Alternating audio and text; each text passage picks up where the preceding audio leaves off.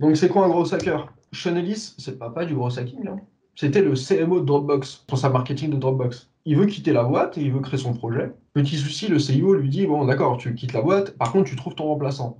Donc lui il dit d'accord. Il prend une feuille, il met toutes les tâches, il écrit toutes les tâches, et il se rend compte que son métier n'existe pas. En fait, il ne recherche pas un autre CMO, il recherche un métier qui n'existe pas. Dans ce métier, il y a 3 piliers. Le premier pilier, c'est le mindset, l'état d'esprit. Donc il faut un état d'esprit qu'on appelle bidouilleur, que moi j'appelle à la MacGyver. Parce que souvent, on pense à gros hacking, et c'est ce qui se passe, hein, très souvent. Moi, on me propose de pirater des téléphones, de pirater des plateformes, bref.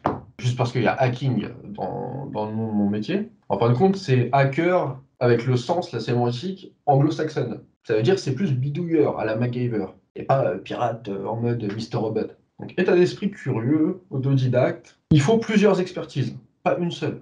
Il ne faut pas être mono-expertise. Il faut en avoir au moins deux. Et la plupart du temps, ça s'adapte très bien pour les startups. Pourquoi? Tout simplement parce que les startups peuvent itérer très souvent, peuvent changer de business model tous les mois. Et parfois, un gros, mais justement, il va vous dire, bah non, bah là, faut tout changer, faut partir dans telle direction, ça fonctionne pas, on n'arrive rien à générer, c'est parti. Bah attention, ça c'était à l'époque où il a créé, c'était 2010, où il a créé le métier gros hacker. Désormais, vu que certaines de ces startups qui avaient des gros hackers sont devenues ce qu'on appelle des scale-up, donc c'est des startups, entre guillemets, qui ont réussi à exploser, hein, à devenir des licornes, et à devenir ensuite des grands groupes, mais qui ont beaucoup plus de croissance annuelle que les grands groupes de base. Bien entendu, ils ont créé des équipes de growth, des growth teams.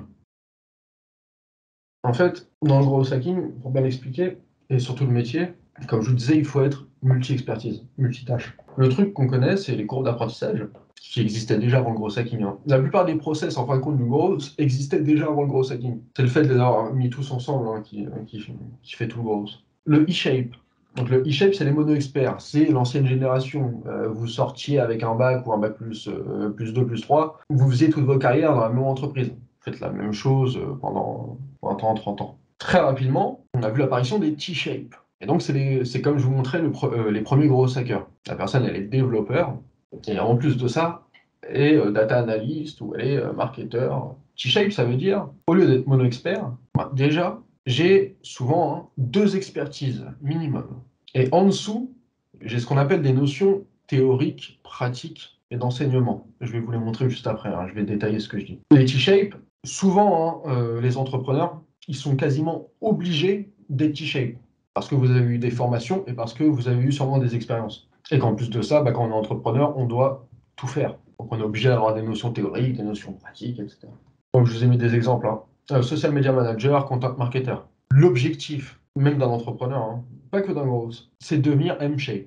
Donc d'être ce qu'on appelle multi-expertise, multitâche. Donc le but du jeu, c'est au lieu d'avoir c'est déjà bien, hein, mais au lieu d'avoir 2 expertises, il faudrait en avoir 3 à 6. On peut dire 3 à 6 ou 4 à 8, mais bref, déjà 3, je trouve ça déjà très bien. Je vous ai mis des exemples, product designer plus codeur.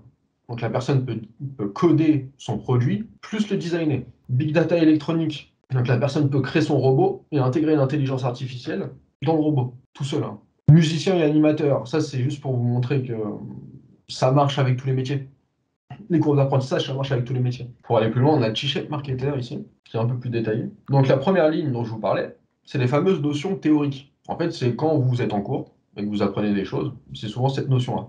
La deuxième ligne, c'est ce qu'on appelle les notions pratiques. Et donc là, vous avez pratiqué, vous avez mis les mains dans le cambouis. La troisième ligne, c'est ce qu'on appelle les enseignements. Toutes les compétences que vous mettez sur la troisième ligne, vous pouvez les enseigner à quelqu'un. Bon, j'ai souvent un bug avec ça, parce que enseignement, ça veut dire un peu être formateur, etc. Là, c'est pas le cas. Vous prenez une personne qui ne connaît rien du tout, à la compétence, hein, choisie, par exemple, on va prendre le SEO, et vous allez voir cette personne, et vous lui expliquez le SEO en quelques minutes. Si la personne, après, quand vous lui dites qu'est-ce que tu comprends à ce que je viens de te dire, et que la personne vous répond bah, correctement, c'est que vous pouvez l'enseigner. Ça veut dire que vous passez à la troisième ligne. Très important, hein. On peut l'utiliser avec n'importe qui, hein. On n'est pas obligé de faire des formations de 10 heures pour dire voilà, je sais enseigner, hein. C'est pas le but. Le but, c'est vraiment de se dire ok, ça je maîtrise assez mon sujet voilà, pour l'expliquer, pour expliquer plein de notions théoriques et même de la pratique à certaines personnes, quoi. Et pour finir, on a nos expertises. Donc là, souvent, on cumule formation, expérience, et ça permet de devenir expert.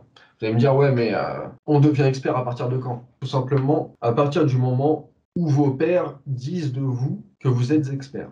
Vous allez devenir expert en SEO ou expert en marketing de contenu. Le moment où vous allez être mentionné par d'autres experts de marketing de contenu, d'autres experts SEO, le moment où vous allez atterrir dans des top 500, top 1000, top 10 000, c'est à partir de ce moment-là que vous allez pouvoir dire de vous que vous êtes expert. Donc il faut être validé par ses pairs.